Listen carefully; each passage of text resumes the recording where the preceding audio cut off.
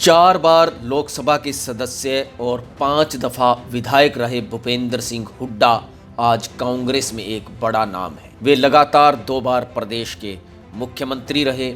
चौधरी देवीलाल जैसे नेता को लगातार 3 बार हराने के बाद हुड्डा कांग्रेस की सियासत में एक बड़ा चेहरा बन गए थे। पर भूपेंद्र सिंह हुड्डा इकलौते ऐसे राजनेता हैं जिनकी वजह से कांग्रेस की सियासत में प्रभावी रहे 4 बड़े राजनेताओं को कांग्रेस से ही किनारा करना पड़ा। राजनीति के चाणक्य कहे जाने वाले और 3 बार हरियाणा के मुख्यमंत्री रहे चौधरी भजनलाल को ना चाहते हुए भी हुड्डा की वजह से कांग्रेस छोड़नी पड़ी। इसी तरह से चौधरी बीरेंद्र सिंह, राव इंद्रजीत सिंह और डॉक्टर अशोक तंवर ऐसे राजनेता हैं जिनको भूपेंद्र सिंह हुड्डा के कारण कांग्रेस से किनारा करना पड़ा।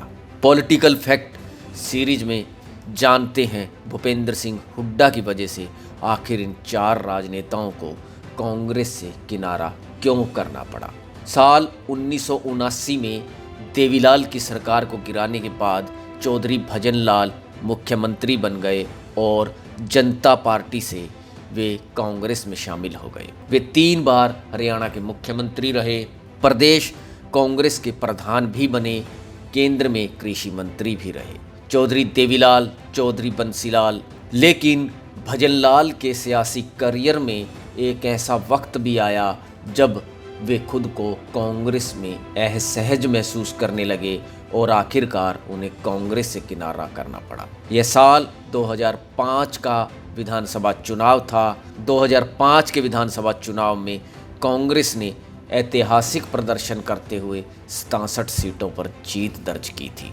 उस समय भजनलाल की अगुवाई में कांग्रेस ने अपना अब तक का सर्वश्रेष्ठ प्रदर्शन किया था। तमाम कयासों और अटकलों के बावजूद कांग्रेस हाईकमान ने भजनलाल की बजाय भूपेंद्र सिंह हुड्डा को मुख्यमंत्री बना दिया। रोचक बात यह है कि हुड्डा ने विधानसभा चुनाव भी नहीं लड़ा था। भजनलाल की नाराजगी दूर करने को लेकर कांग्रेस हाईकमान ने कालका से चुनाव जीत कर आए भजनलाल के बड़े बेटे चंद्रमोहन को हुड्डा सरकार में उप मुख्यमंत्री भी बनाया। भजनलाल की नाराजगी बनी रही और 2 दिसंबर 2007 को भजनलाल और उनके छोटे बेटे कुलदीप बिश्नोई ने हरियाणा जनहित कांग्रेस का गठन कर लिया। 2009 के विधानसभा चुनाव में हजका ने 87 सीटों पर चुनावी ताल ठोक दी। हजका को 7.40% मतों के साथ 6 सीटों पर जीत भी मिली। बाद में हजका के 5 विधायक कांग्रेस में जा मिले। इसके बाद 2014 के विधानसभा चुनाव में हजका को केवल 2 सीटों पर जीत मिली और उसका मत प्रतिशत कम होकर 3.5% तक सिमट गया। भजनलाल खुद 2009 में हिसार से सांसद चुने गए। बाद में भजनलाल के निधन के बाद 2011 में हिसार के उपचुनाव से कुलदीप बिश्नोई लोकसभा में पहुंचे। 2014 के संसदीय और विधानसभा चुनाव में हजका का ग्राफ काफ़ी अधिक गिर गया। कुलदीप खुद हिसार संसदीय सीट से ओम प्रकाश चौटाला के पोते और अजय सिंह चौटाला के बड़े बेटे दुष्यंत के सामने चुनाव हार गए।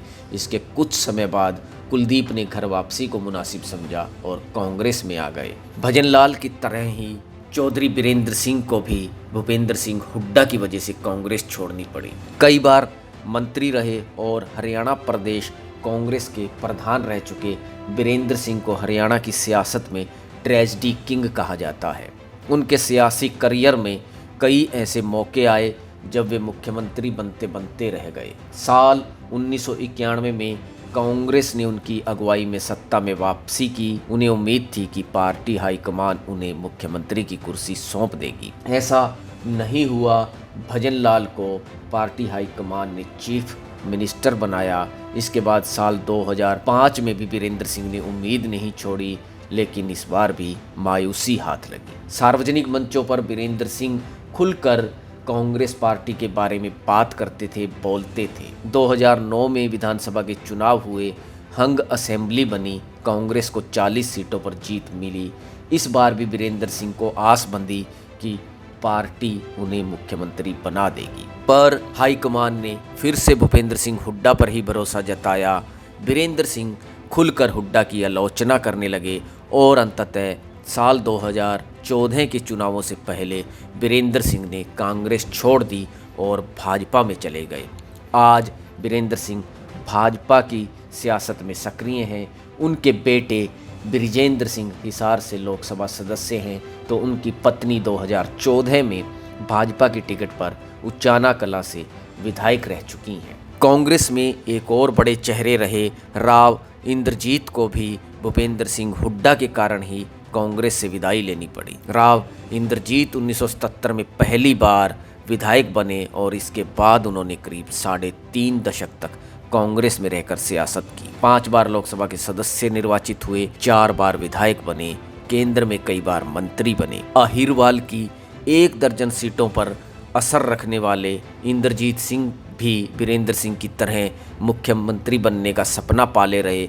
उनका भी सपना हुड्डा ने पूरा नहीं होने दिया। नतीजा ये रहा कि 2014 के संसदीय चुनाव से पहले अहिरवाल के इस नेता ने कांग्रेस से त्यागपत्र दे दिया और भारतीय जनता पार्टी में चले गए। आजकल राव इंद्रजीत सिंह भारतीय जनता पार्टी से गुड़गांव से सांसद हैं और केंद्र में मंत्री हैं। चौथे बड़े राजनेता हैं डॉक्टर अशोक तंवर, जिनको हुड्डा के चलते कांग्रेस से जाना पड़ा।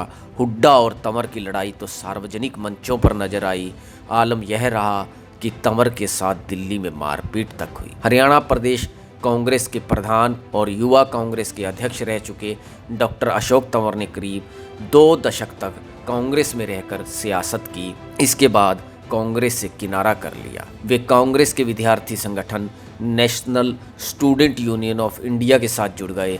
साल 1999 में NSUI के सचिव बने और 2003 में इसके अध्यक्ष बन गए। 2005 में डॉक्टर अशोक तंवर युवा कांग्रेस के राष्ट्रीय अध्यक्ष रहे, जबकि 2009 के संसदीय चुनाव में वे सिरसा से सांसद चुने गए।